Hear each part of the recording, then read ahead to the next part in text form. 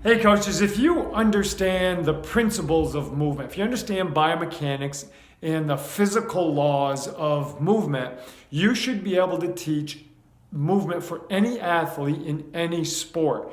There's only really a few important things to understand. Namely, if I am having an athlete move in that direction, my force needs to go in that direction. Okay, so if I'm a volleyball middle having to get to the outside pin to block a hit, or if I'm a base runner, a base stealer getting ready to get a jump and steal second base, or I'm a tennis player in the middle of the court ready to move wide to a wide forehand, the principles of movement do not change.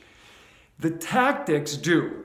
So my hands will be different for a volleyball player versus the baseball runner versus a basketball player chasing a loose ball or for the tennis athlete moving.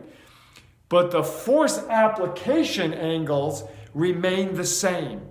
The fact that the backside leg produces force to allow the front side to open and prepare to produce force and take over the momentum responsibilities is critical to understand. So I don't care the sport you're working with, you should be able to teach those athletes how to be explosive and reactive in any of those directions if you just simply understand which leg is the primary producer of force to move the center of mass in that direction. And then which angle do I want my athletes to choose to be most efficient? That's where the coaching comes in. But if I ask an athlete just to react to my point to the right or to the left, they're typically going to give me a pretty accurate representation of where force should be produced.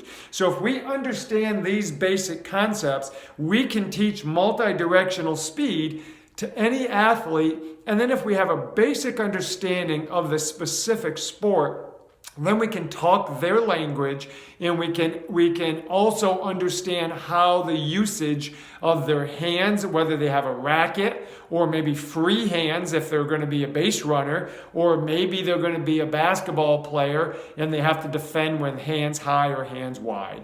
Understand the basics of biomechanics and the laws of human movement, and you're going to be great at teaching multi-directional speed.